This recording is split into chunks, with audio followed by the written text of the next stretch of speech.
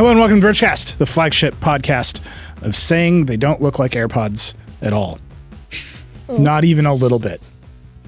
Nope, those aren't AirPods. That's not what they look like AirPods, but they don't. Stop it. Anyway, we're going to talk about Samsung Unpacked today. I'm your friend Nilay. David Pierce is here. Hi. I feel like we just did talk about Samsung. Like you ruined the whole thing already. That was so quick. Alex Cranz is here. Hey, Alex. I'm your friend who thinks they're not really AirPods if they've got cool lights on them, right? Like that changes the game. Sure, in the same way that buying knockoff AirPods on Canal Street changes the game. Alex, you're in Texas. Are you okay? I am totally okay. I am far away from the hurricane. We didn't even get any rain here. Okay. Sucked. Sorry to everybody who doesn't have power. That also sucks. Stay cool. If you can, please, or talk to your local elected officials about your power grid. There's a lot to say there. My favorite story of the hurricane, if you can have a favorite story from a giant hurricane, has caused a great deal of harm. Bold way to start a story. Yeah, is the people, like the Texas power utilities don't have apps.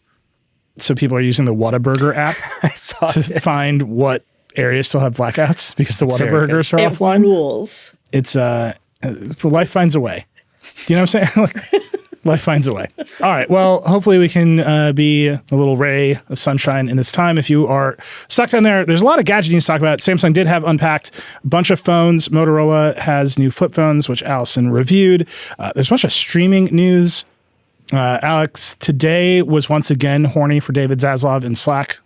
Quite openly. That was a real thing that happened today. Yeah. It's all days. And we got a lightning round. Unsponsored as always. I'm trying to sell our soul here, people. We get a lot of inquiries. I will say this. We get a lot of inquiries at price points that are entirely too low for my soul. Just keep that in mind. Reasonable cost for your soul. We're trying to buy boats, all right? Not dinghies. That's the lightning round, everybody. Boats, not dinghies. That's going on a shirt. I don't know what it's advertising, but we're putting that on a shirt. I can buy my own unicorn floaties for my daughter. I don't need your help. All right, let's get into it. David, tell us about Unpacked. It was like a big one. Yeah, this was a very weird year. So Samsung, I think, probably tries the hardest of any tech company to have cool events. Would you guys say that's fair? Like Apple has the big ones, but they're increasingly like at Apple Park in a theater. They make a video. We kind of know how they're doing it. Samsung is like, Samsung tries so hard. Like so hard. So I can explain this because we've been talking about this for a long time, and it's gotten weirder in a weird way. Like the weirdness of it is getting weirder. Is itself weird? Yeah. Okay. Do you know what I mean? Like the mechanism of weirdness is getting weirder. So Apple for the longest time had like massive cultural influence. Like Steve Jobs was like, I don't know, here's Coldplay. They're going to tell you how good the iPod is. Bono's on stage. One year, famously scrubbed from the internet, Kanye West closed out a WWDC by playing Gold Digger. Is that true? And let me tell you, that audience did not scream prenup. Dead silence. Oh, boy. Like, it is impossible to find this video. It is removed. Apple just deleted it. Wow. But Kanye was like, "Hello, we want prenup." And it was just like, "We do not, sir. We're good." One Apple employee just goes, "I'm under NDA." Yeah, it was so weird. The Weeknd has played at a WWDC, just straight singing about cocaine at 10:30 in the morning. Weird, but Apple is able to do it. Like their brand has the cultural capacity for these moments, and now they don't, which is weird. Like they've gotten so corporate. They're making infomercials. They're like, "I tried to use these AI tools and I couldn't." Like, it's like. It's weird. It's like QVC, but they still have the cachet. Samsung has been trying to buy it for years. So they're like, I don't know, here's a Broadway play about how women can't use phones, which is a real thing they did. Yep. Mm-hmm. That's a real story. Here's more famous people. Sydney Sweeney was at this event, which we should talk about. Very odd moment with Sydney Sweeney at this event. So they keep trying to buy celebrities and influencers to get to the level of cultural relevance that Apple has long had. But Apple doesn't actually, they're not that company anymore. They're just bigger. Yeah. They're like a nation state. And I will say, to Samsung's credit, I mean, speaking of nation states, Jesus, but to Samsung's credit, it is still very invested in doing these things live in a way that Apple has gone full let's all sit here and watch a video. Samsung is like trying to create spectacle in a way that I kind of appreciate. I appreciate it, but that's what I mean by the mechanism of the weirdness is getting weirder. Yeah. Like that's been the disconnect. Is like Apple's the cool one and Samsung's trying to buy the coolness. Yeah. And now it's like Apple doesn't even try to be cool. Like whatever. It's like Which, you have if no I know one choice. thing about being cool, that's how to actually be cool. They're just like over it. And Samsung is like, here's even more stuff, like more hype, more Here's spectacle. Sydney Sweeney. Here's Sydney Sweeney having being forced to react to like a deep fake of herself. Again, truly bizarre moment. Let's come back to that. So, but this one they did it in Paris, which on the one hand makes a certain kind of sense because Paris it's where the Olympics is happening this summer. It's a big deal, all this stuff.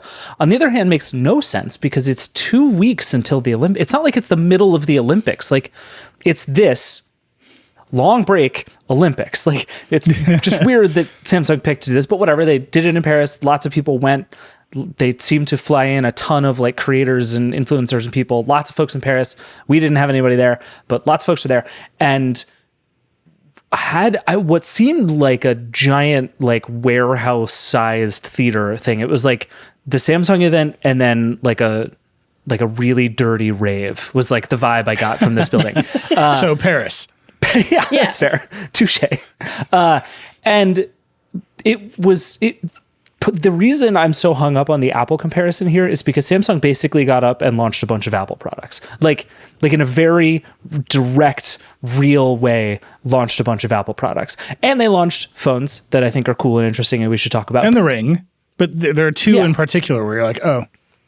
Yep. Thanks, Apple. And it's just Samsung is like doing a weird thing where it is becoming less Samsung-y all the time, and it's doing Google AI plus Apple hardware and kind of pretending that is Samsung. And I think that's bizarre. Isn't that what happens when you work on Saturdays? You just say, what if we take these two and smush them together? What if we cut our costs by just firing the design teams entirely? Yeah. I don't know. Let's just do the two Apple ones first, because the other products are fundamentally more interesting, right? So it's the Galaxy Buds and the Galaxy Buds Pro, which just fully look like AirPods and AirPods Pro, right? Yeah, they used to look like little beans. Yeah. And they were kind of cool. Like, I wouldn't buy them, but they were kind of cool. And now they look like AirPod Pros. AirPods. Just they got the stems. They got stems. They're a little bit more angular. They do have LEDs on them, which as Vergecast listeners know, I appreciate more than almost any other thing you can add to a tech product. You know what you want is LEDs right next to your ear canal where you'll see them all the time. It makes perfect sense. Where everyone else can too. You're right. I think people should be like, that dude's listening to tunes. Only if it like pulses with their music. Yeah, you want like RGB lighting for your ears. Where's the party speaker effects for these headphones? So no one else can see them and you can't, no one else can hear what you're listening to and you can't see the lights. That's the place for party speaker LEDs. So, we're at this weird place in Headphoneville where the best headphones to buy for your phone are often the one that the phone maker makes. Yes. Because they have all co-opted Bluetooth as a standard and built proprietary features for their own products. We can do this forever. They've all done it. Like whether or not you think that's good or bad, they have all done it. Apple has done it with the AirPods, where they use Bluetooth, but then there's a bunch of proprietary features. Samsung has done it with the Galaxy Buds. Google has done it with the Pixel Buds. Just down the line, everyone's approach to this is, if you want the coolest stuff, you have to buy our proprietary earbuds. And if God help you, if you want to use the Galaxy Buds with an iPhone, they're just going to fall back to Bluetooth. Yeah. So if you're a Galaxy owner, like if you have a Samsung phone, I think the question is whether you want to advertise it with the stuff in your ears. Well, I see it slightly differently. I think if you're Samsung, there is a perfectly reasonable set of decisions you make to land on, we should just make AirPods, which is they cited the evidence, and there is some evidence out there that basic shape is actually more comfortable for more people. With the stem, it balances the weight. It also points a microphone towards your mouth instead of the microphone just sort of pointing out to the side of your head, which a lot of these things do. But also, I'm curious if you guys feel this way, but in my circle, at least, there is AirPods and there is knockoff AirPods. And that is the perception of wireless headphones. Everybody knows what AirPods are, and then all the other ones are like, oh, those aren't AirPods. And I feel like if you're Samsung, you're like, okay, well, we want something that integrates and if it happens to, at a glance, look like AirPods, and so people think they're AirPods, that's actually not the worst thing in the world. And I think like maybe it is that simple. Yeah, no, I think we're saying the same thing in slightly different ways. Like, do you want your headphones to advertise that they are not from Apple, and that means you don't have an iPhone? I think a lot of companies have killed themselves trying to differentiate from Apple. Like, we are not Apple turns out to be like a pretty bad branding exercise most of the time. I don't think Samsung's ever done that. They've always kind of been like, yeah, we're Apple, but for Android. Like, oh, you live in any other part of the world where Apple doesn't make sense or it's too expensive or whatever? No, Samsung waxes and wanes on we are not Apple. I agree with that. There have been times of maximum we are not Apple from Samsung. And I think this is a low point. Now. Yeah. Like, this is very much a low point in Samsung's, like, are we totally differentiated? Like, for years, they had bigger phones. And they were just like, they were making the ads that, you know, people stand in line for the iPhone and then someone would come by with like a surfboard-sized Samsung phone. To the point that marketing actually worked against Apple. It came up in various lawsuits that like Apple executives were saying like Samsung's branding was causing market share loss. Like very famous, like Phil Schiller was like screaming at Apple's ad agency because that was working. And it turned out it was just the screens were bigger and people love big, cheap screens. And then Apple was like, here's the iPhone 6. And it just stopped being a problem. Yeah. I mean, and it's worth pointing out that all of this is incredibly cyclical, right? Like Apple spends most of its time building features into the iPhone that already exist on Android devices. Apple got bigger phones way after the whole Android universe did. Like everybody is just perpetually shoving towards each other at all times. Yeah. It's just particularly jarring when you see it in something as simple a shape as these headphones. Because it's not just like a slab of glass in the way that all phones are a slab of glass. There are a lot of shapes that headphones can be. And I don't know that there is necessarily like a perfect, correct way for headphones to be, but we've just decided that AirPods are the thing. And it's very clear that Samsung looked at it and said, AirPods are the thing. And the best, smartest thing we can do is just make AirPods. I'm just going to point out that the shapes of headphones, the designs of headphones, the sound quality of headphones, all much more varied and competitive when the headphone jack was still on phones. just going to say it out loud. When there was an open interconnect that allowed for high quality audio to pass from your device to the headphones, the variability in the market, the variability in styles, was real. It was big. Also, as someone for whom AirPods don't feel great in my ears, it's a real bummer that this is what we've decided. Yeah. Yeah. So we'll say that there's the two sides on the Galaxy Buds. There's the Pro, which are in-ears, and then there's the regular ones, which are more AirPod-y, which sort of like just shove it. Like, they just hang. They're just like in there, you know? We got to do the tests. We got to try them out. I'm always curious to see if anybody's actually managed to make Bluetooth call audio sound good. Here in New York City, the number of people who use wired headphones all day long, it feels like it's just going up. I think people are just like over it, which is interesting. But that's New York. It's not everywhere. So we'll see. We're going to review the things. The other major, you just made an Apple product, is the Galaxy Watch Ultra. This, I think, is actually the worst offender of the group. It's so bad. Yeah, I mean, first of all, it's called the Ultra. They've added the icons, like the menu switcher dealie. The home screen is the Apple Watch home screen. They even launched it with an orange band. And a quick button. And a quick button, which is orange. The colors are the same. Weird. Just weird all around. It's just like a full-on copy, right? Like I think the only really big difference is the squircle shape, which I absolutely hate that word and want it to die. Agreed. But the crown doesn't turn. And the crown doesn't turn. Well, it does, but it doesn't scroll. Yeah. Which, sure. Like the fact that it doesn't scroll, but it turns is just like mind-boggling to me. Yeah, I don't know. I'm so torn on this yet again, because I think on the one hand, what we've learned in the last couple of years is that Apple got the Watch Ultra really right in a lot of ways, right? Like it went super hard on this idea that this is a thing for people who are going to use it aggressively outdoors. So we're going to optimize for battery life. We're going to give you extra information about how you're doing. We're going to add some like GPS-y stuff into it. We're going to make it more rugged for you to do more rugged things. And all of that has, I think, largely proven right, but has also just proven popular. Like there are a lot of people, including a lot of people who don't need all of that stuff. Here I am. Who wear Ultras, right? And so I think if you're, part of me is like, it's a real sort of abdication of like creative responsibility for Samsung to not find something more interesting to do. But also it looked around and was like, oh no, Apple maybe just got this one right. and maybe we'll just go do that and build it into Samsung-y stuff, because ultimately that's what people are asking us for, right? Like the thing you hear all the time is like, where is the Apple Watch for Samsung? And it has like steadily moved towards that. And this just feels like they just went the whole way and we're like, you know what? Screw it. The Apple Watch Ultra is pretty good. Let's do it. But I want to say one thing. There's one very important differentiator here. It is vastly uglier. Yeah, the Squircle. It's not even a Squircle. It's like got a round face on a Squircle body with like the weird touch ring that they do. It's too many bezels. It's a chunk. Yeah. It's a chunk in a way that the Ultra is a chunk, but the Ultra feels like a singular idea. And this is just like, one too many bezels. It's like it's like a case layers. inside of a case inside of a case in a way that just feels tacky.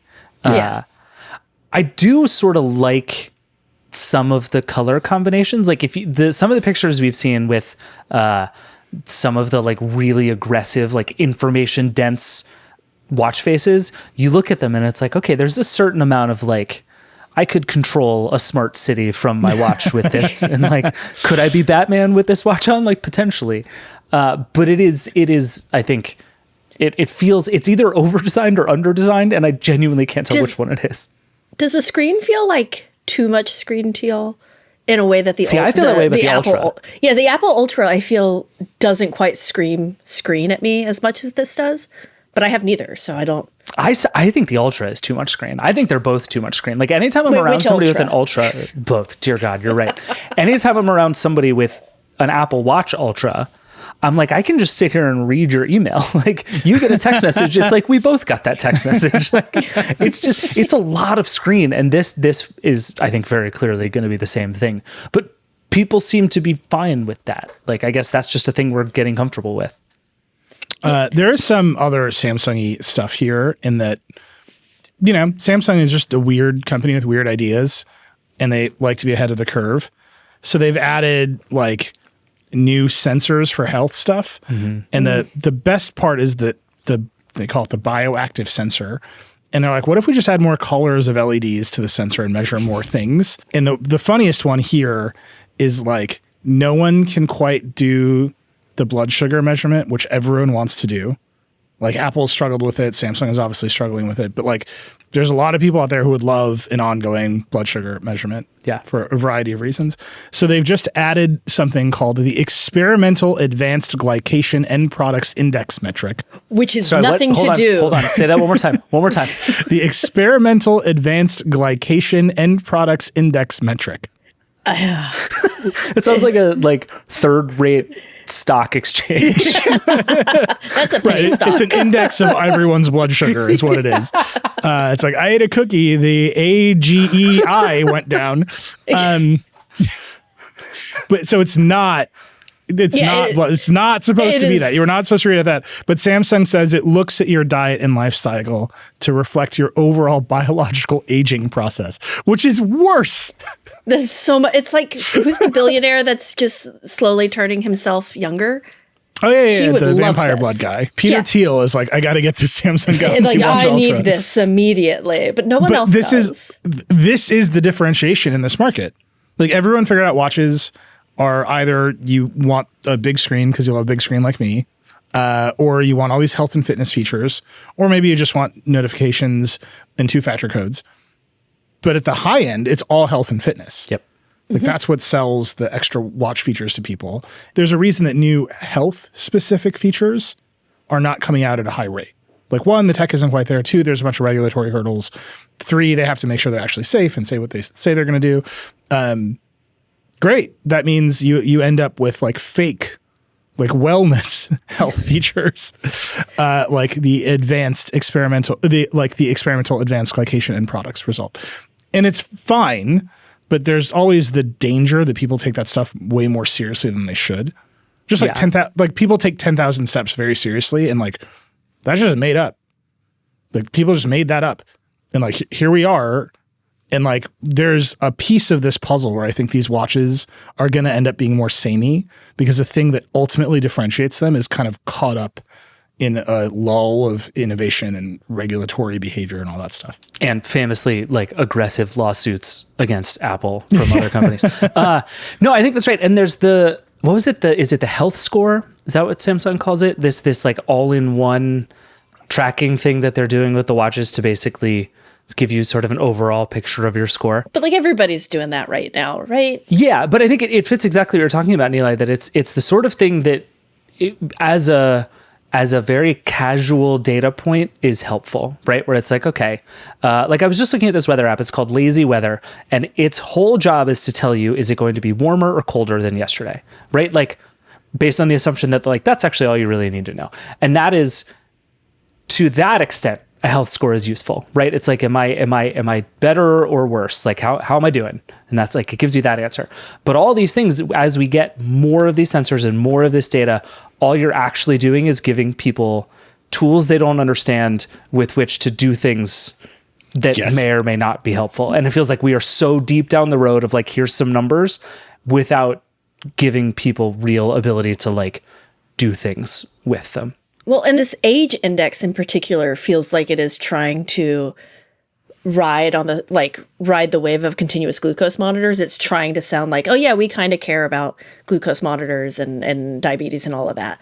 But also we can't legally do any of that because none of that actual technology exists in a safe way. So, to be clear, Samsung would not explain what the experimental advanced glycation end products index I is. was reading up on it all. Like as soon as I saw that word, I've been very into continuous glucose monitors right now because I've got a diabetic in the family.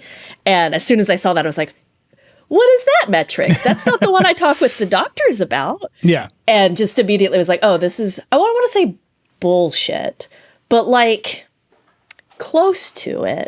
Right. All Samsung will say, just to repeat this, all Samsung will say is that it looks at, quote, your diet and lifestyle to reflect your overall biological aging process.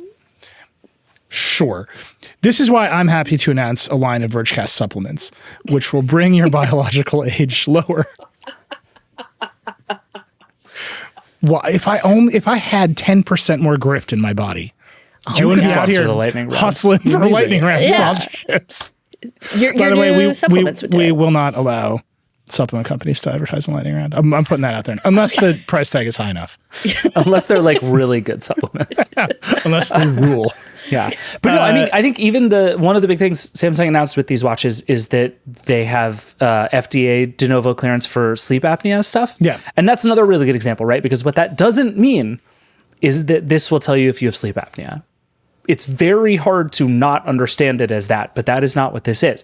What it means is this is a device that will give you data that is not harmful and potentially interesting, and that you should take that data and take it to a medical professional who can help you make sense of it. And that is kind of indicative of like the best of most smartwatches. And this is true of Apple and Google and basically everybody in this space right now, that they're all so careful to remind you constantly, like, these are not medical devices. This is not medical advice. These things are just indicated as ways to give you information that might be helpful in a certain context. And you should take it to your healthcare provider and consult with them. Like over and over and over, that's the thing. But what it's actually doing is it's going to pop up a thing being like, you didn't sleep well. What do you think that's about? And it's like, what problems are we really solving for people here? So I come from a family of doctors, and they all talk about, like, there are laws in most states now that say you have to have access to your medical records right away. And a thing that is real is you go in for tests, and then you get the result of your test before the doctor gets it. And then people don't wait. They start furiously Googling numbers, and they call the doctors having already formed conclusions. And the doctor's like, hold on, you have no idea what you're talking about. Yeah, apparently I didn't have kidney failure. I just needed to drink more water. Yeah, this is like a real thing that happens like all the time. Yeah. And I think that's fascinating in this context, right? Where you're like, you're just putting on people's wrists for a couple $100, being like, this is good at hikes. Also, it will terrify you. And I'm saying like the bleeding edge of these devices is health features. And we're just kind of at a place now where they can't make the real claims. So they're just making up other ones. Mm-hmm. We'll see how it goes. In any case, it looks exactly like an Apple Watch Ultra. Yeah. Except uglier in like a real way. All right. So that's the two copies, right? Yeah. Yeah. Like you put the AirPods through ChatGPT, it spit back AirPods with LEDs, like done and done. Nailed it. Yeah. Then there's the other stuff. We should talk about the Ring, because the Ring is easily the most interesting product they have. Yes. And it is the one where Apple has nothing, although we've heard about some attempts, some research projects at that company. But there are other, the Oura Ring exists. Mm-hmm. But it seems like Samsung has a shot here. Yeah, I think it does, because the Oura Ring is really like, it's kind of one size. Most of the other ring makers are kind of like, yeah, we do one size. You can get different sizes of the ring, but ultimately the battery, everything else is the same. Samsung is doing what most big tech companies do, which is like, we're going to have multiple sizes. So like the largest ones have a little bit more battery than the smaller ones because they can put more in it. And that's just cool and smart. But also it just sounds a lot like an Oura Ring with better integration for Samsung specifically in a way that's like exciting. And they have smaller ones. This is like, I think Victoria Song, our wearables writer, said that this might be one of the smallest available smart rings for people. It still looks gigantic on her hand. It does. In but the she will be the first to tell you she has small hands and is not a super indicative. Also, shout out to V, who I believe wore 4 other rings to the hands on with the Galaxy Ring. Like that's showing up like a straight up mafioso stuff right there. Just like brass knuckles, but it's all smart rings. Like hell yeah. It's so good. I'm either going to a Samsung event or the Jersey Shore. We're going to find out. I might buy the Ring Sizer, because you can just buy Samsung's Ring Sizer for $10 and you figure out what your ring size is, which is useful. And then you get a credit when you buy the ring. I think that's really smart. Like compared to the other, you have to wear this on your body Fitment ideas we've seen, like Apple making you go to the store. Yeah. Like this is actually very clever. It's obviously easier with a ring than a thing that you have to wear on your face and wear, prescription lenses and all that with the Vision Pro. But I think it's very clever that as we kind of go into wearables world, fitting stuff to your body becomes an interesting challenge, and it's not solved. So I thought that part was really cool. But the part where it's the same product as everyone else, but it's more integrated in the system because Samsung owns the operating system. I don't know how I feel about that at all. Yeah. Well, one thing that is better about it is that it also has like an actual case instead of just a little dongle you have to periodically find and stick the ring on. And the case looks interesting. Did you guys look at the case for it? The case is it gigantic? I can't tell if this case is gigantic or not. It feels like gigantic and also so much fake crystal. Yes. It's like a Claire's jewelry case. Yeah. I love it so much. And I don't mean that as an insult. Like it just is what it is. And it is true that it's better that it is a case than what you get from Oura and others, which is essentially just like a puck that sits on your desk, which is fine for what it is, but is easy to lose and doesn't travel very well. And I think a case that is properly a case makes a lot of sense. And I think actually the thing I'm most excited about the Galaxy Ring is that Samsung seems to have gotten the ring wearing experience closer to right than just about anybody that we've seen. Like the thing is pretty light, it's pretty thin, it's concave, which will make it a little easier to wear and like bang around on a desk and stuff than some of the other sort of convex ones that we've seen.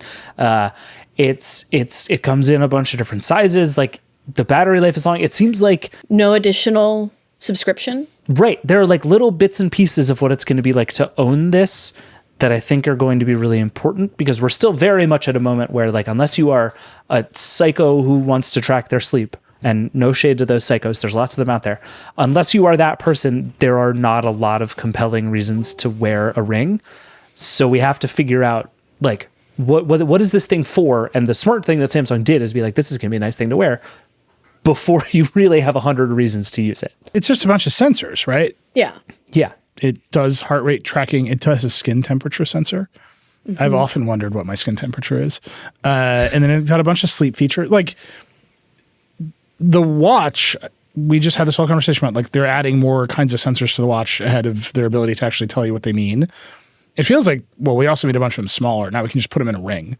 Well, they're also better on a ring, right? Like having that stuff on your finger 24 hours a day is a vastly better data collection system than having it on your wrist sometimes, right? Like if you are the person who wants that data and cares about it and is going to take it to your medical professional, a ring is just a better venue for that in almost every way. Yeah.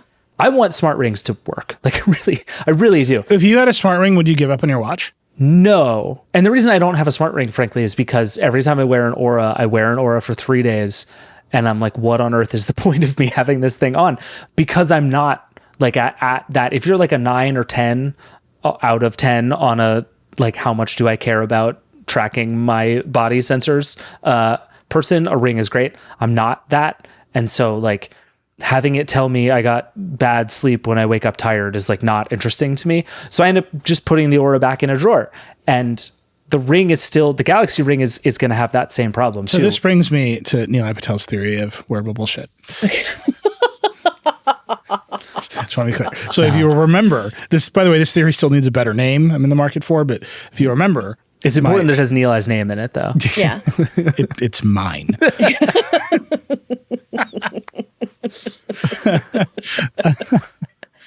That's how you can buy. I'll sell you naming rights to the theory of wearable bullshit. This is the Samsung Exxon theory of wearable bullshit presented by Citibank. There you go. So the x-axis, right, is value, and then the y is fiddliness, like how much you have to care about the thing. Or it's the other way around. It doesn't matter. Those are the two axes. Well, there's also a Z that you refuse to acknowledge, but that's okay. Many people have sent us many versions of this chart, right? And so the paradigm object on the chart of things you attach to your body is regular glasses, which are a little bit fiddly. You have to clean them, you got to care them, you can't lose them, but they, if you need them, provide you an immense amount of value. So you're like, I'm going to put these on my face all the time because they allow me to see. And then I will deal with having to clean them and owning a microfiber cloth and all the rest of the stuff that you're supposed to do with glasses. You just use your shirt. Right. That's what, right. Like, somewhere on that list is like the original Apple Watch, which was too fiddly, required a lot of care, and didn't do well as a product. Then there's the current Apple Watch, which actually has pretty good battery life, doesn't require a lot of care, and has a lot of value for people. Like, exceeded the line. Mm-hmm. Then there's a Vision Pro, which is very, like, anything that goes on your face, the fiddliness is off the charts and it can't deliver as much value. Yeah. Like, face computers just can't deliver the value to make this worthwhile. Right. You just keep going down and down the list. The Ring has a problem in that it delivers no value to you. It is a totally passive computer that you have to fiddle with and put on your body. And then all the value that's delivered is like, at some later point, you will look at some data that was collected. Well, and I think if you're the kind of person who has a pre-existing thing for which that is useful, great. Like, if you are someone who knows you struggle with sleep and you're trying things and actually collecting that data on an ongoing basis helps you, great. That makes total sense. A Ring is going to be really useful. And the upside of a Ring is that the fiddliness score is much, much lower. Like, a thing that you wear on your index finger and take off once a week to charge while you shower, super low on the fiddliness meter.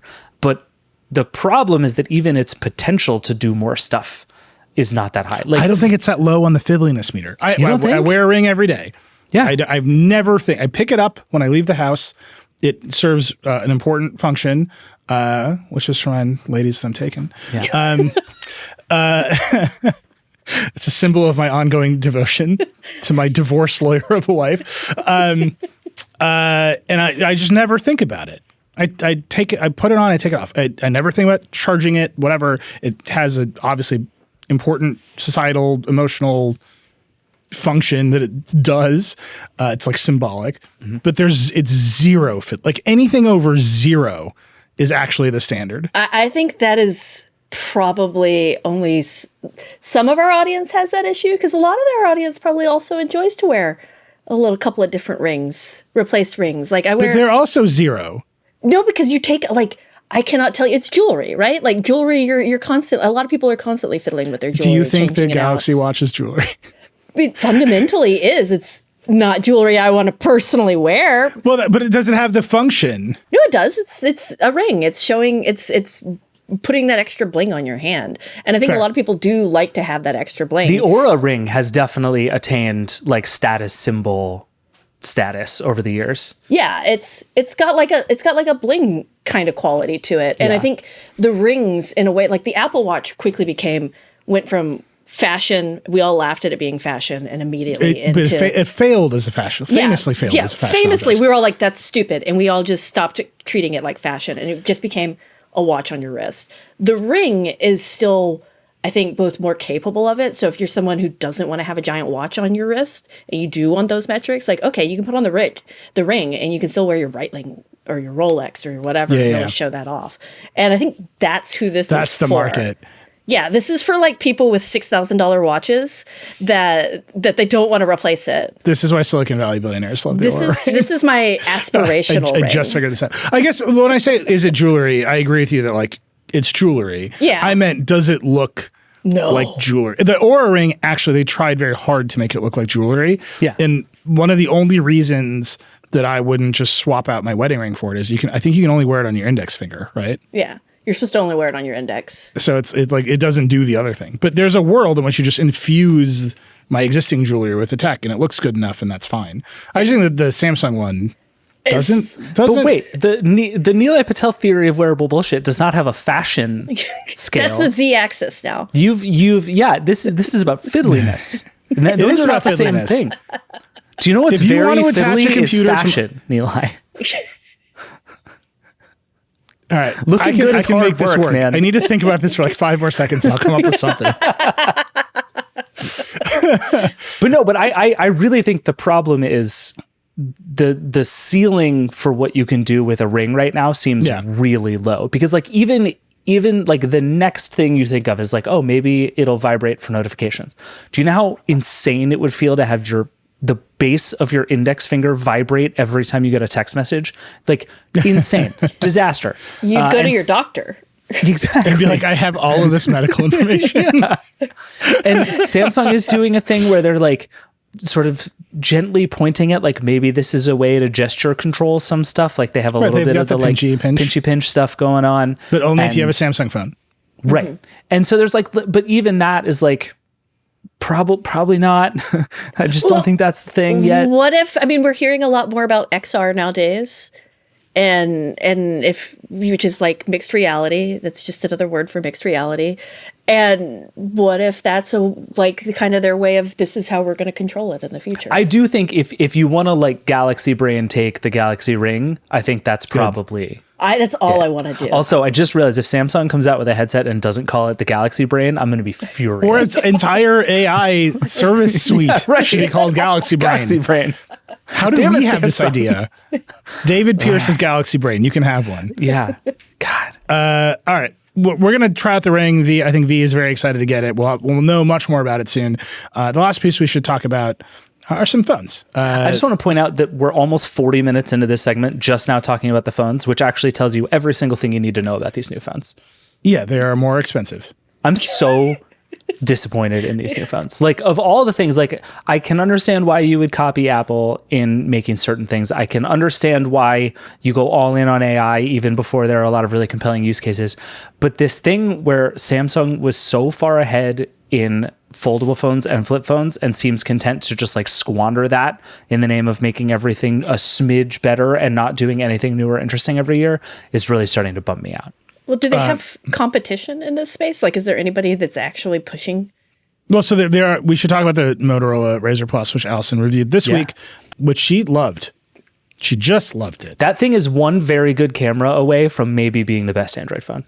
Yeah. And also, it's got a weird processor. Close. It's like, who even can describe the Snapdragon 8S 3M or whatever the fuck it's called? Yeah. Wait, let me find it. What is it? I'm trying to. It's the Snapdragon 8S Gen 3, which is just a weird mid-tier processor. Yeah. It's weird. It's just a weird.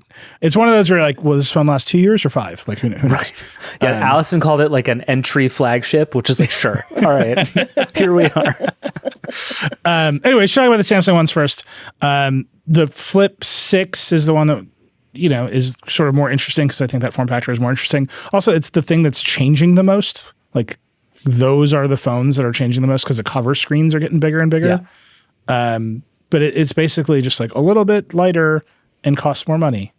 Yeah. Also a little more rugged, which is meaningful, especially for the Flip. They're getting better at making that thing into like an actual phone that you can treat like an actual phone. A little bit more rugged. A little. Yeah. Like it doesn't even have dust resistance. Like do not take this to the desert. You can drop it in the toilet now. That's a victory. Yeah. You can drop your flip phone in the toilet and it'll probably be fine. And then the Fold 6, boy, I couldn't tell you.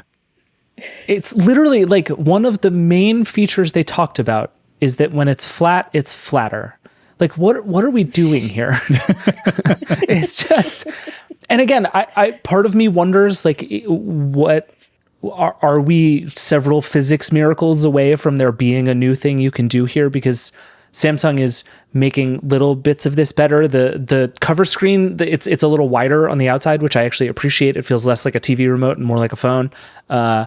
It's just the same thing though. Like the Samsung's not even really like coming up with really cool new ideas about how the software here could work, which at least Motorola is pushing really hard for. How do we make the outer screen useful and the inner screen useful and have them interplay with each other really well? Samsung feels like it is just not pushing that nearly as hard. And so it's like, what is the case for why I should buy these things, Samsung? I don't think they care. I mean, presumably they'd like me to buy their phones. Yeah, I think they want us to buy the phones, but I think Samsung often feels driven by external pressures. It often feels driven by the market, and like its decisions are based in the market. And like, oh, we do the folding phone because nobody else is doing it, and we get there first, and we get there before Apple. And Apple just hasn't done it. Hasn't even talked about doing it. The rumors are scant, right? And that's their primary competitor. Like, we want to say Motorola or Pixel or whatever. Let's be real. Their primary competitor is Apple. And if Apple's not doing anything in the space, then why should they invest in making the phone better when they can just rest on their laurels? Well, I think also we've Alex, you mentioned Saturday Samsung. Their sales are down. They're trying to make more money. Saturday Samsung, man. This is the thing. Their efforts are going to marketing and more dollars from the same product. Like, of course, they're not putting tons of money into making changing things too much. At the same time, like, they still employ the software engineers and designers. Like, make it more interesting is like a totally valid critique here. Like, the phone opens. You have a little phone that turns into a big phone. What happens then? Right. And that seems to be set aside. So that does, I think, bring us to the Motorola phone, where Motorola does seem to have a lot of ideas about what happens when you have a little phone that gets even smaller and you have a big cover screen. And like, their ideas about how apps even appear on that cover screen and how you might control them, all pretty good. Yeah, it's the idea of like, what if you only had to tap on your phone 2 times to accomplish something on the outside screen? Is like, I don't know if that is the framework, but that's kind of what it feels like. And there's just little bits and pieces where it's like, okay, this is a screen you're going to have sort of looking at you all the time. So we're going to make it fun and cute and animated. And if you want to like do something, you're probably going to open up the phone. So in this case, what we need to do is just give you all the things that are like 1 or 2 taps and just put it right in front of you. So it's like, what's next on your calendar? Get to AI. Stop the music. Like, I love that. And this is like the thing about flip phones that I'm enthusiastic about is sometimes you should only have access to a tiny portion of your phone. And that is how you do it on that outside screen. Like, I think Motorola is getting this really right in a way I find very exciting. Also, it seems like when you unfold it, their screen is less creasy looking than the Samsung one. It's only 1080p and it's like 6.9 inches. So it's like super long and not that high res, and that makes me David's sad. face right now. You're just really enthusiastic. You love a garbage phone. You're single-handedly driving all of the sales of the Boox Palmer. That's been a wild couple of weeks. But wait, one of the things that I've heard a bunch of people say about this Samsung launch, and I think this might be true for Motorola and stuff too, is that we're now, in Samsung's case, 6 generations into the flip and fold universe. And anecdotally, at least, and based on, talking to people and what we've seen, these are not winning in any meaningful way, right? Like, they're not taking market share away from the Galaxy S lines and the iPhone and the other popular candy bar phones. And so you wonder if, instead of Samsung and others looking at these phones saying, this is how we win, they're increasingly looking at them as just like kind of a sideshow. And maybe, and if that is the case, of course you slow down and you put less interesting resources into doing it. And especially for Samsung, which has a gigantic business selling candy bar phones, like, maybe we should be less interested in these because the world is less interested in these. For Motorola, like, they kind of have nothing to lose by swinging big for something new, and the Razr is the best brand Motorola ever had. So like, I get why they're doing this that way. But for Samsung, like, we've been waiting for this to become Samsung's thing for so long now. And I wonder if Samsung is increasingly convinced with every generation that maybe it's just not going to be. Is it just too expensive? Is that why it just hasn't become the thing? Like that's why I haven't gotten one. Is it's almost $2,000? I think for foldable phones, very much so. I think the flip phones, you could like maybe have a debate about whether it is meaningfully more useful to have that. I would argue that it is, but I think you could debate that. Yeah. But the fold problem is A, they're huge, and B, they're twice the price. Like that is going to be so hard to come back from for any of these companies. But you get 3 times the screens. For twice the price. You do. Yeah. Pixel to dollar ratio is off the charts. That's your Saturday Samsung pitch. 2x the price, 3x the screens. And they'll give you a TV with it. So you get Nat and Cupertino. That's true. You can also get a TV with it. All right. We have talked about everything for too long. We're way over already. We're only halfway through. I think that makes sense. We'll be back with more Vergecast. All right. We're back. We have this next segment listed as Streaming Lightning Round, and I'm just looking for where Alex talks about David Zaslav's outfits, which is a real thing that occurred today. You know, we're not going to talk too much about him. He's at the is it Sun Valley where he's at with all the other billionaires right now? And he's just layered up. He's got a scarf, a vest, a shirt. Oh my gosh! Like he had like a bandana at one point. I was like, sir, I love his sartorial choices, but he expressed a lot of enthusiasm this week for the big Paramount Skydance deal, and that's the big deal. So we should tell people we haven't talked about Paramount and Skydance because it's just been like a cloud. Mm-hmm. Whether you think that cloud is dark or light is up to you, but it has been a cloud that has not reached a resolution. So Paramount, which owns CBS, Alex's favorite broadcast network. I got a story for this. I got a way to explain this. All right, I'm just going to let you drive. So once upon a time, there was a family, and the dad went out and he put together a huge corporate conglomeration, and they called it National Amusements. Which is very good. Yeah, great. They're nationally amusing. And in there was CBS and this big storied century-old studio Paramount, all of that in there. And then on the other side, there was another family, and they did something called Oracle. And Larry Ellison made a lot of money from that. And his kids got into films, and they started producing. And his daughter made a lot of good movies and then made some bad ones. And his son made some really successful movies, like Top Gun, the new Top Gun. Yeah, he was a baby when was he even alive when the last one came out? But he did that. We're not going to find out. Don't worry about it.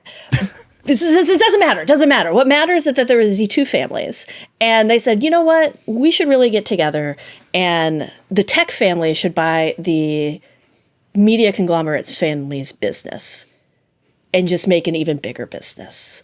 And then there was a lot of whinging about that. There was a lot of, ooh, should I do this? I don't know. Sherry Redstone, the current owner of Paramount, was really concerned. She didn't know how she didn't want her dad's legacy ruined. She wanted money. And that's the plot of Succession, everybody. Yeah. This is fully the plot of Succession. That's what happened. And eventually David Ellison went to his dad and was like, Dad, you're a billionaire. Can I borrow a couple of billion, say 6 of your money, and put it and sweeten this pot? And Larry said, I got you, son. And now his son owns one of the largest film studios in Hollywood. Well, it hasn't closed yet, so we should be careful. Hasn't closed yet. Yeah, that's true. It hasn't closed. He will potentially own it, provided the lawsuits that are already cooking up amongst the investors who are mad that they're not getting as much of this pot.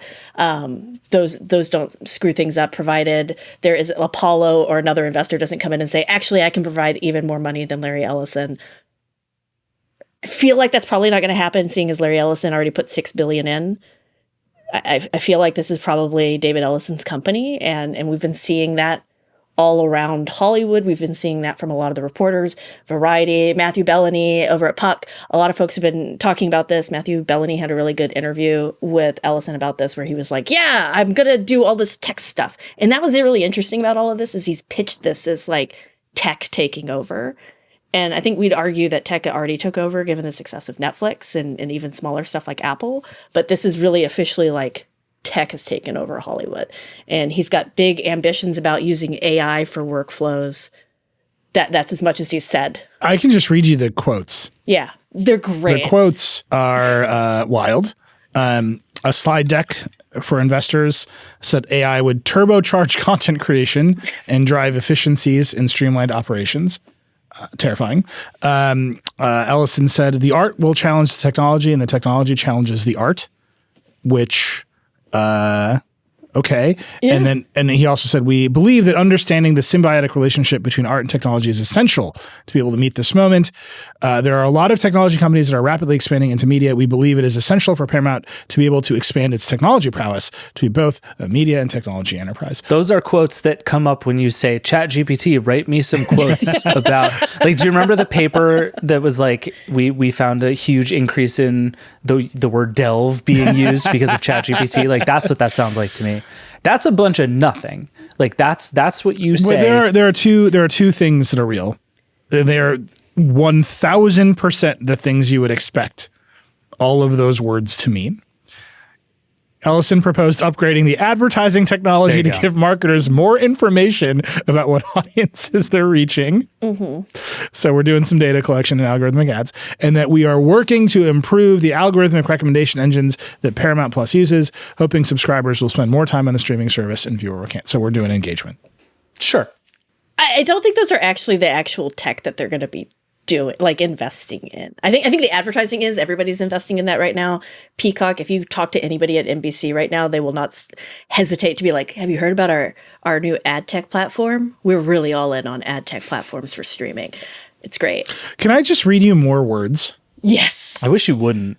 Ellison also said Skydance will work in partnership with Oracle to create a cloud-based animation studio. Skydance used the studio in the cloud to produce part of Spellbound, which is coming out later on Netflix.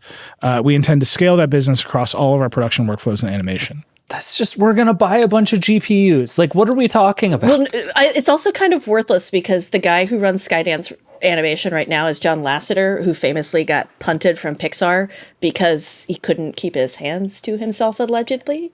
Yes. And that's who's running it. They have not had a lot of successes. Most of their other animated properties have not hit the, like, John Lasseter used to have a golden hand, right? Like, he'd look at anything and it'd make $1 billion, it felt like. Nowadays, it's like, we barely sold Luck to Apple TV.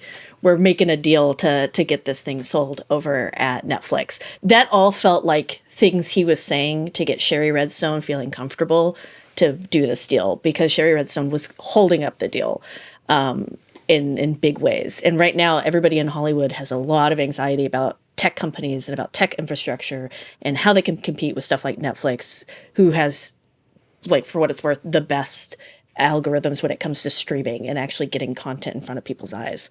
And it just felt like, let's alleviate this woman's anxieties by saying AI a bunch. Sure. And giving her many $6 million dollars. Yeah, that part seems that pretty probably important. helped. Yeah. Anyway, I would just remind you, the listener, that these are the things that people say when they buy studios.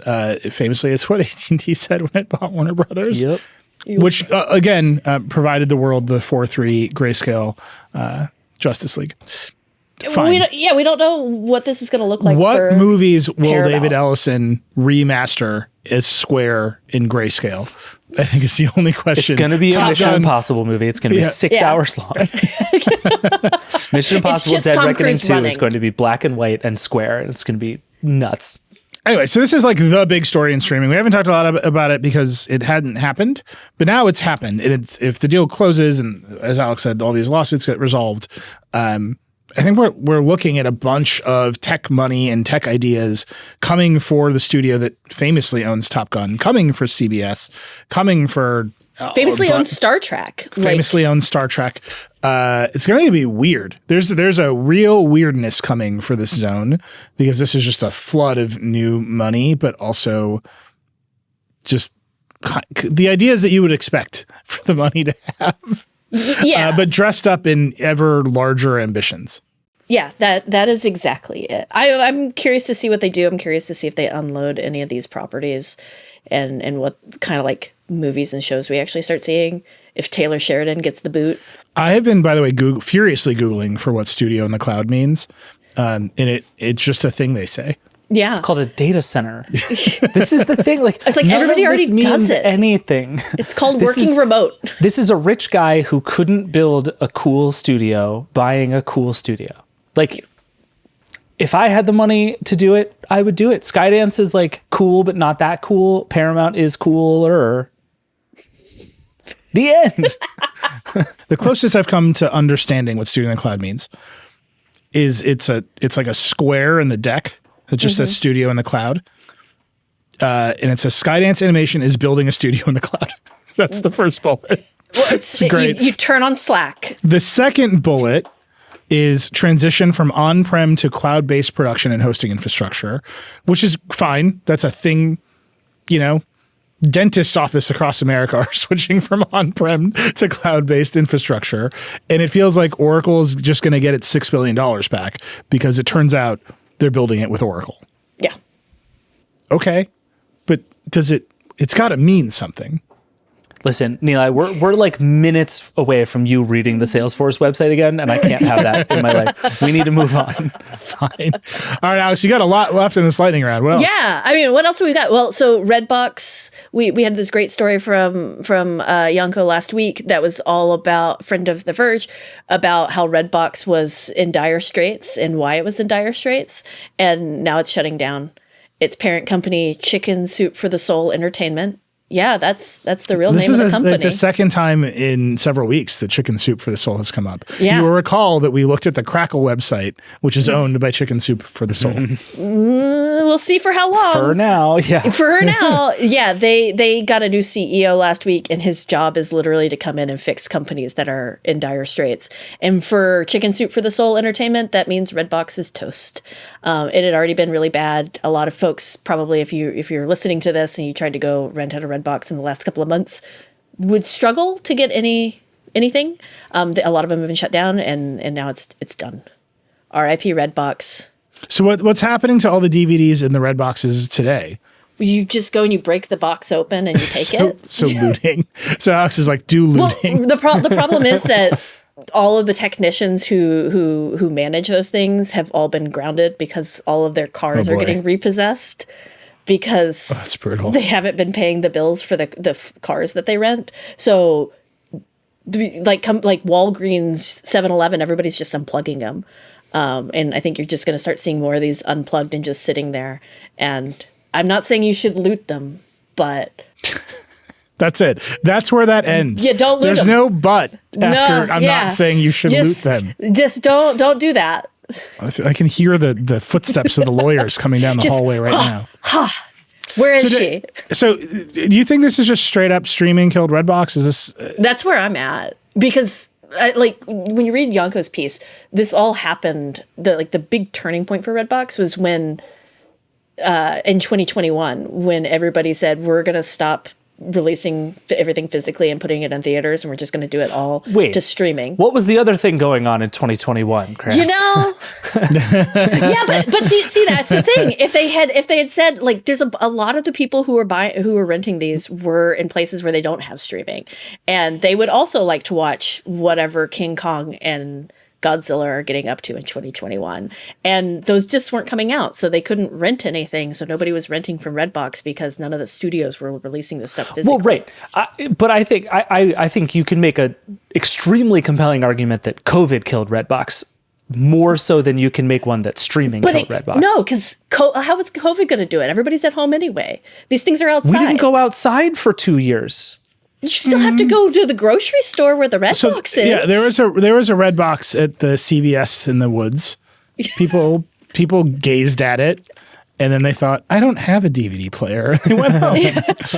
I mean, there is that. Well, and what part of Redbox's thing was access for people who didn't have great access to streaming, either because it's expensive or because they lived in places without great connection, or like there was a real, this is a complement to streaming, or like this is a thing you do when you can't do streaming, not this is a real competitor to streaming. And so, Alex, to your point, I think as fewer and fewer people didn't have streaming, it's probably true that Redbox didn't fill that need for as many people.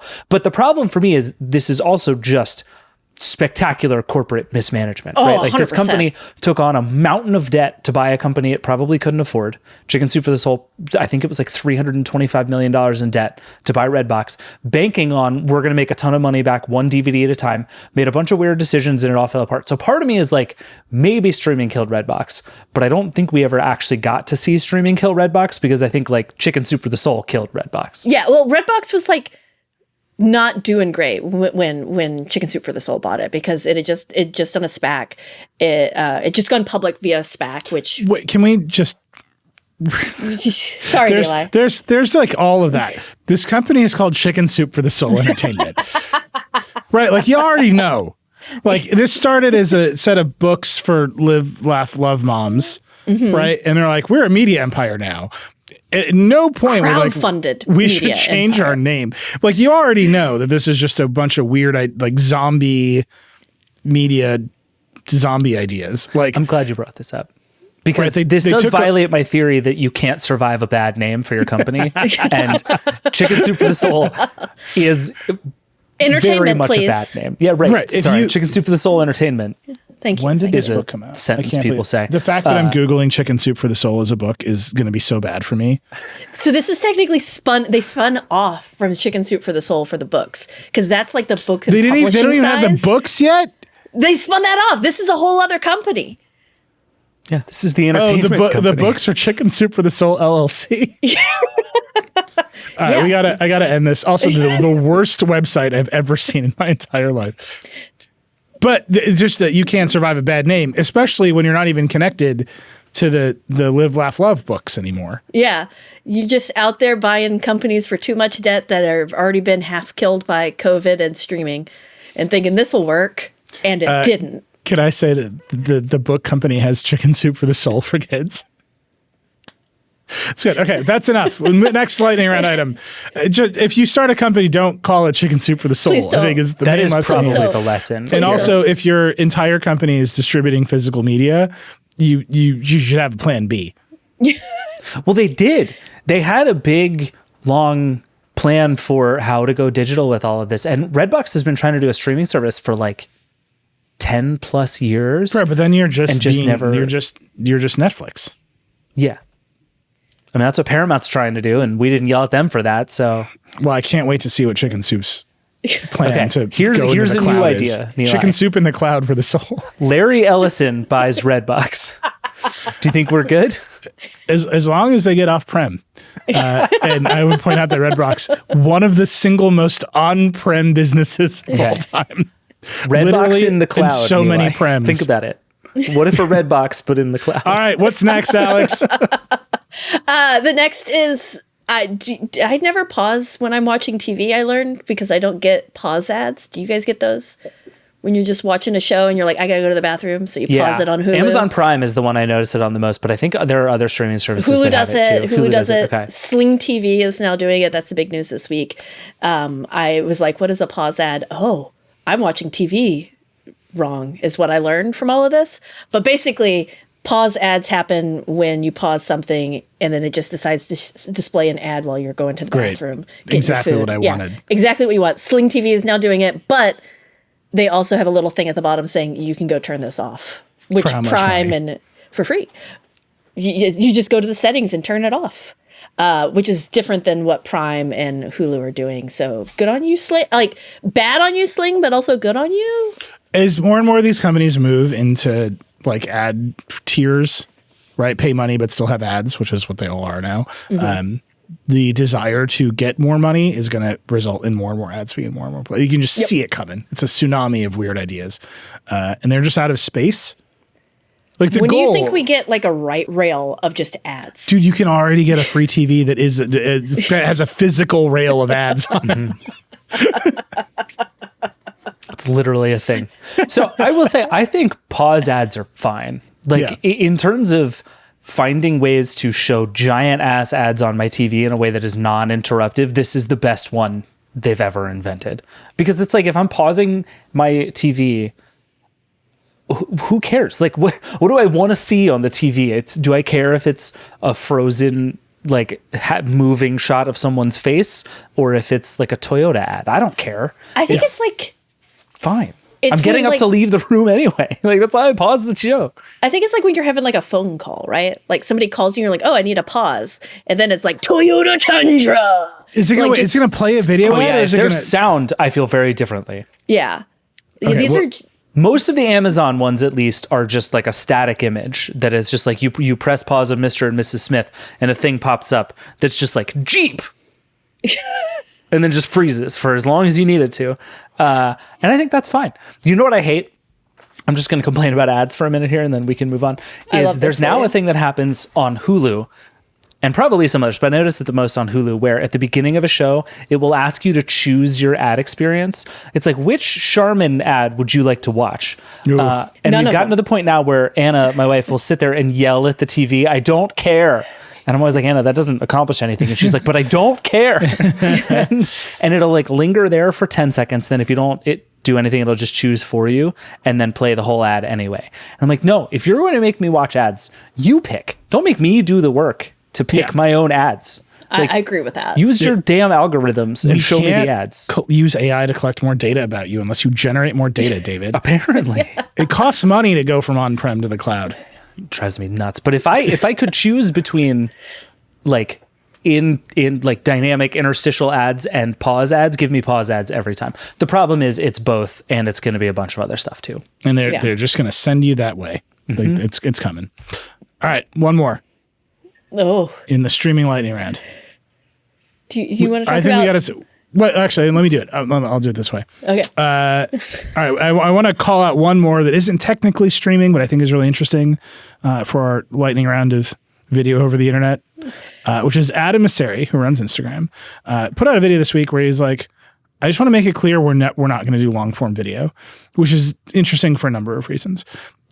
One, he was like, the whole point of Instagram is to connect you to your friends. So when you like open a friend's video and then you're like in Reels by accident and then you're in Reels by accident for 2 hours, he's like, that's great. That's what we want. Because you are more likely to share a short video with your friend and then they'll watch it and they'll end up in the Reels rabbit hole and they'll share some videos. And he's like, that's great. Long videos, you won't watch all the way through and you definitely won't share them. And they've apparently measured this and they know this. And he calls it a symbiotic relationship between connecting your friends and short videos, which is interesting on its face. The second thing that's interesting is that Instagram has super tried to do long form video and compete with YouTube before. It was called IGTV. I went to the IGTV launch. It was one of the weirdest days of my entire life. And this was the previous administration of Instagram. This was not Mosseri's Instagram. This was like the previous leaders of Instagram.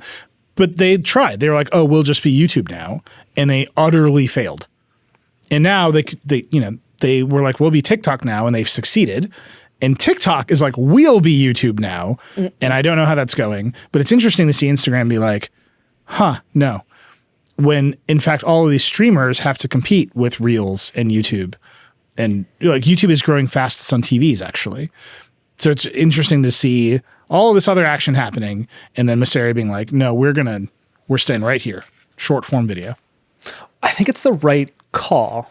And I will say the thing you're describing, that like symbiotic thing makes perfect sense to me. And anecdotally feels true, right? That like the idea that I'm going to sit here and watch one single 30-minute video on Instagram and just send it to a friend. Right. It just feels preposterous, right? And I think all the time about like when you talk to people about the act that you do on TikTok, it's scrolling. It's not viewing. Like the thing that you do on TikTok is flip channels. That is more important than what is actually on the screen that you're viewing. It's the activity that is the thing, which is what's different from like TV or even YouTube, which is less of a scrolling thing, but YouTube is becoming more scrolly with shorts and stuff like that.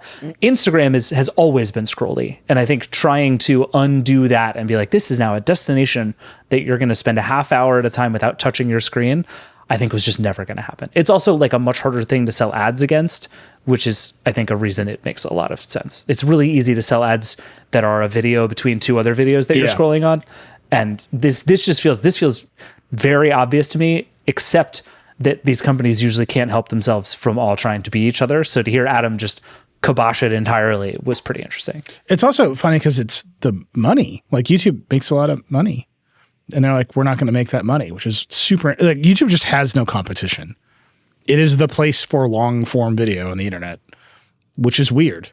Well, it's a place for independent long form video, right? Like it is effectively the VHS tape of the modern era, where it's just like, hey, or cable access. It's just like, hey, I need a platform.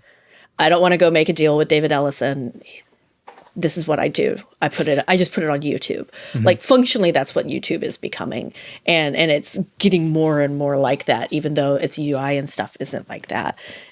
And I think it makes sense. Well, right, but a really weird thing is that you can just like rent Paramount movies on YouTube. No one does it, but you can just be like, I'm going to rent Mission Impossible. Yeah. You can subscribe to streaming services through YouTube. Yeah, you could watch movies on cable access in the olden times too. Like, and I think Instagram to me is more like, now I'm going to go just completely switch up the analogy and say that Instagram is kind of like the drive-through margarita bars. I don't know if they're in Texas and they rule. I was going to say that I got to move to Texas. Yeah, that's like, you see those awesome. in Louisiana and Texas. And it's like, yeah, you drive through, you get your beautiful treat, you drive home, it's like, bam, bam, you're done. And it feels like long form video is like, what if we did fine dining at the drive-through margarita bar? So it's like, what if you went to Sonic, but your meal was $100? And it's like, that's not what we're looking for. Isn't this the plot of The Bear? They still serve the sandwiches out the side window. Isn't that The Bear? People love The Bear. Instagram, you could be the bear. All right. That is where we need to end this entire... Look, if you know the people who run Chicken Soup for the Soul Entertainment, bring them to us. I have a number of questions. What kind of zombies are they? All right. That's it. We got to take a break. We'll be back with the actual lightning round. Okay, we're back. We are way over, just like bananas over. It's, it's the summer. Every time we think we have nothing to talk about, we have a lot to talk about. That's how it goes. But we got to do this lightning round quick. Lightning. You hear what I'm saying? Yeah. All right, David, what's yours? Okay, I have great news. My lightning round is several gadgets and an entire lineup of accessories. Does that seem good? Are we excited about this?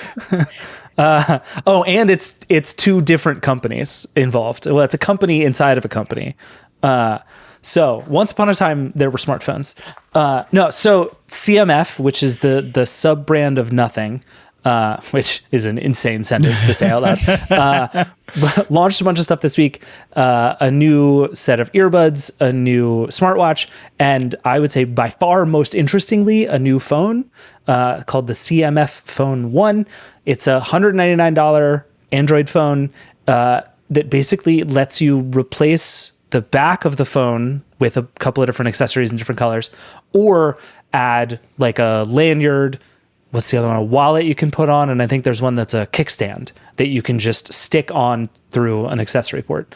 By all accounts, it's kind of a like mid-rangey Android phone, but it looks awesome. It's orange. It's $200. And this is, for some reason, the Android phone I have been most excited about in a very long time. Like nothing is out there being like, we're going to make tech more fun again. This is the most interesting thing in that mold that I think nothing has ever done. And it's a $200 Android phone. And I'm very excited about it. Like it rules. Yeah, just like, what if we tried new things, right? Like I really, spending all that time with the Books Palma has gotten me like obsessed with this idea that what if you took a phone and just tweaked two things about it? Like if we take this form factor we're all obsessed with and just turned it a little, can you change that? And that one of those is like, what if the screen folded? One of them is like, what if it was e-ink? And one of them, like, I've been obsessed with modular phone ideas for forever.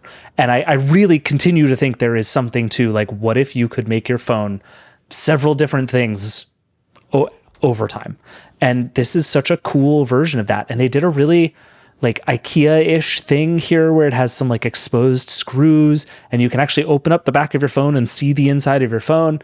It just seems fun. And again, it's like, it's $200. Like, yes, more of this, please. It's weird because what you would expect is that the phone parts of the phone, 15 years into phones, more, would be a commodity by now. Mm-hmm. Right? Like an Android phone should just be a commodity. And then the way it looks and works and feels in your hand, and that just hasn't played out for a million reasons, because of carriers, because of competition, because Google, whatever it is.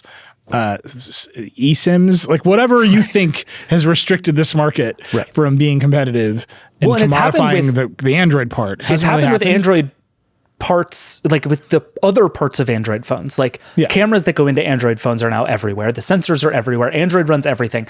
But like the phone thing, that hasn't happened. You're totally right. At least the United States. We're gonna have listeners in other countries, particularly like India and China, who'll be like, no, this is pretty competitive out here. But this is like one of those things where I was like, oh, if only we had a little competition, we'd have way more ideas like this. Yep. It is cool. I'm assuming that it is a very slow phone because it's $200. Yeah. But I saw a bunch of reactions from people that were like, I got a bunch of people asking me, like, is this a good reading device? Because it has an OLED screen. It has I think 5,000 milliamp battery, which should last a while. It'll run Android apps. And then I saw a bunch of people who are like, this is going to be a kick-ass gaming handheld. And to me, it's like, this is the stuff, right? Like what if we didn't have one device that we demanded to do everything, but instead we could just buy these things that are $200 and actually just like sort of push them towards one use case or another. And instead it's like an overlapping Venn diagram of things that look like phones. And I think that's super fun. I like that more. I'm going to buy the hell out of this thing. But also the earbuds and the watch also both look pretty cool. And the earbuds in particular, the little dial. Yeah, really great. Like I love a little pointless fidget spinner of a dial on a case. Like good job, CMF.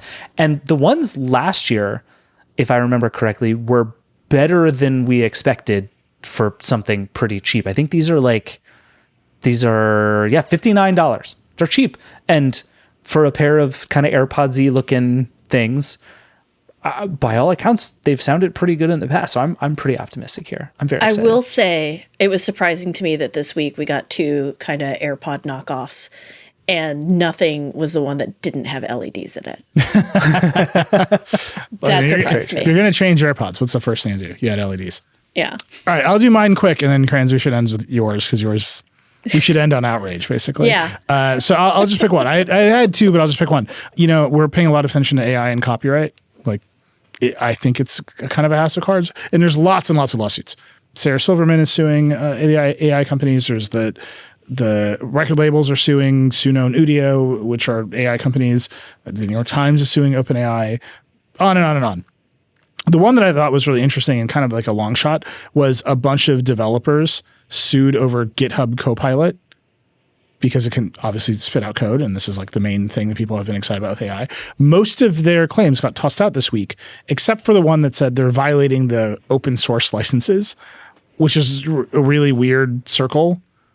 So they're like, look, the GitHub Copilot can just spit out code. They trained on a bunch of our code. They didn't have the copyright to that code. That code is copyrighted, and that's copyright infringement. Like, pretty straightforward. The judge is like, none of that makes any sense. This isn't what's really happening. Interesting precedent. And then they said, but it is true that there were software licenses for that code, open source software licenses. They didn't abide by them because the code they spit out should have those same licenses. That's how open source licenses work. So now we might have a weird open source legal battle over AI and not a copyright legal battle over AI, which is equally weird because all of those open source licenses absolutely depend on copyright law because that's what they are. They're licenses to copyrighted work. Right. So there's just this weird knot of like copyright law problems happening with this one case.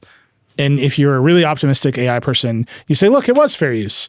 Yeah, like all these claims got thrown out. If you're very negative, you say, well, that was just a weird one. And the big ones to come are still going to define how this whole industry survives or thrives. Does it feel like that's where all of this is headed, that we're starting with kind of 100 different versions of the same fight, and what we're going to end up with is like two of the most consequential ones, and then that will percolate out? Because it does feel like, I mean, we've talked about a lot of these lawsuits, and they're all different, but they're all also kind of the same. And you wonder if we're going to get to a point where everybody decides like, okay, let's figure out what we're actually fighting about and then fight about that instead of fighting about like 100 variations of that thing. Well, this is America, Jack.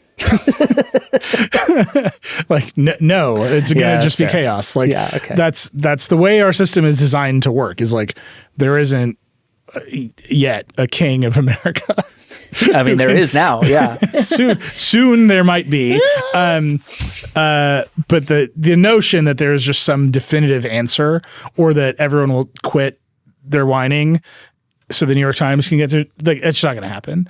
So what you're going to get is this like mishmash of precedents until Congress passes a law that unifies all these precedents into like a regulatory framework. Seems unlikely. Or there's a Supreme Court case that, I don't know, throws out 50 years of precedent for no reason. They love doing that. Mm-hmm. And you just have to like work through the process. But in the meantime, everyone's just going to take their shots. And I think one of the things that's interesting is like there are so many shots and they're all kind of weird, right? They're all just like picking off at the edges. But again, I've been saying like only one has to like go through for the bottom to fall out and these companies have to pay. And the thing you're saying is that they're all kind of the same case. It's all the same argument. You took our stuff without permission. Whether or not you need that permission is like the thing that makes the internet go in like the realest way. And so if you change the boundaries of what you need permission for to use or reuse or remix or sample or whatever, you kind of change the economy. Like the whole economy changes around it, which is why it's kind of wacky that it's just a bunch of shots. Like who knows? Yeah. But this one in particular is interesting because it's going to end up being an open source contract case. And we haven't had one of those in a very long time. Okay, that was fine. Alex, bring us home with some pure outrage. Yeah, some pure outrage. So do you guys remember the unofficial Apple weblog? Yeah, TUAW. I used to work. I worked at Engadget, and they were our sister site. They were your sister site. Oh, yeah. TUAW was like old school, one of the original Apple blogs. Used to love reading it. One of my best friends used to work there. One of my best friends got very upset this week because Christina Warren, former, she works at GitHub now, and she was suddenly writing at TUAW again. She herself wasn't. Her byline was appearing at TUAW, just next to a bunch of like clearly AI written schlock. And she wasn't the only one. A lot of former reporters from TUAW had their bylines appear on the site because earlier this year it seems to have been acquired from Apollo. It left the Yahoo land for Apollo. And then Apollo seemed to have sold it to someone else, and that someone else, who we still don't entirely know who they are or what they do, were just filling up this empty blog with content. And allegedly, like the explanation that they had on their site was on the TUAW site was, yeah, we don't have any of this content, so we're replicating it with AI so we don't lose these important archives. That's not how archiving works. It's very good, by the way. It's a very good, like, what if I made some stuff up? Yeah, just full stop. That's not how any of that works. Nope. People were very upset. Christina Warren was among them, and she reached out, and they promptly changed the name of her character and changed the headshot so it was no longer her. And it's just a big bummer in the world. It's just a bummer that sites are getting picked up and just filled with AI garbage. I think it is particularly a bummer for those of us who've worked at a lot of these smaller sites and stuff, who knows where my byline could appear next. I'm excited to find out. This is like Google it did earlier this year, a thing Google normally doesn't do, which is come out and basically say aggressively and clearly that it was making changes to its search algorithm such that this is no longer a good idea, right? Because the reason you do this is you buy a domain that has real authority in the hopes that it will still rank in Google. You fill it with nonsense. That nonsense ranks well in Google. You sell a bunch of ads, you make some money. It does work. Like it is a strategy. It's not necessarily a long-term victory. It is a strategy for like half of media online. Right. And it works. And Google has been saying aggressively that it is trying to prevent this from working, and yet it pretty clearly seems to continue to work. I just don't know when Google's going to be able to do that, because this has been like the only difference here is the scale of crappy content. Like somebody would have done this without AI as well, right? They would have hired a bunch of people with no name and said, just write a bunch of content, put it on the site. We've seen that happen before. I think IBT was an example of that. And in this case, it happened to be AI. It happened to be this early Apple blog full of like well-known tech bloggers. And that's just a terrible, terrible move to make in that case. Don't do that. You want to choose like Better Homes and Gardens. No, they're still around. They're still around. Yeah, but you want to choose something maybe not tech adjacent to do this with if you're going to be gross. It was a weird choice to do it on an Apple blog. I will agree with that. But this is the thing, like Mia Sato on our team wrote this great piece this week about the guy behind, I think the company, is called Advon, I think is the name of the company, which is the one that did a lot of the AI stuff that became a huge mess at Sports Illustrated. Like the internet is so quickly becoming this. And I've been thinking a lot about this, like after the MTV archives went away and the Comedy Central archives went away. Like, speaking of two websites that a lot of people know and trust and would believe if someone bought them and filled them with spam nonsense, like there's just going to be such a long run of this. And it's going to get weirder before it gets normalized in whatever way it's going to look like. To be clear, I don't think Google can stop it. I don't think they can. It's not, and that's not because of antipathy towards Google. I think the problem is so hard. And then the internal philosophical reckoning for Google is even harder. So the problem is you have to say a bunch of AI generated sludge is bad. Yes. Right? We're going to not rank it. Sludge that you're charging people $20 a month per person to make. Right. Yeah. So you're like, okay, like you just, there are two wolves, you know, it's like, what are you going to do? Like you have to say the output of your own models is bad. At some point, like that is the task ahead of the search team. And I don't know that they can reckon with it fully. Like, we'll see. And let's be real, like what are Google's AI overviews for web searches, if not more or less exactly the same thing? Yeah. We'll see. Well, They, by the way, have been, the overviews have been, they're still, some of them are still very bad.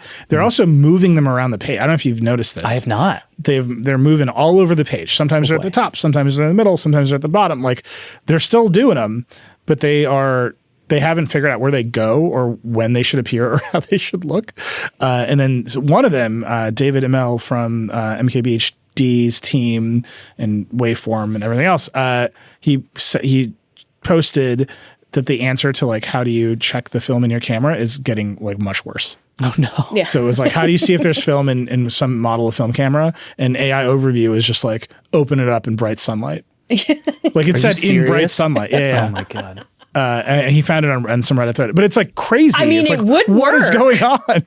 You wouldn't know afterwards if the film if the camera that is true. was exposed. This is what happens when you're like, the future of all intelligence is Reddit. It's like, is it? Yeah. All right, that's it. We're way over. We're way over. Look, everything's going to look like AirPods, and then the robots are going to tell you to do dumb shit to your cameras. That's the future. I'm excited for it here at The Verge. We know what we're going to write about. All right, that's it. That's the Vergecast. Rock and roll. And that's it for the Vergecast this week. Hey, we'd love to hear from you. Give us a call at 866-VERGE11. The Vergecast is a production of The Verge and Vox Media Podcast Network. Our show is produced by Andrew Marino and Liam James. That's it. We'll see you next week.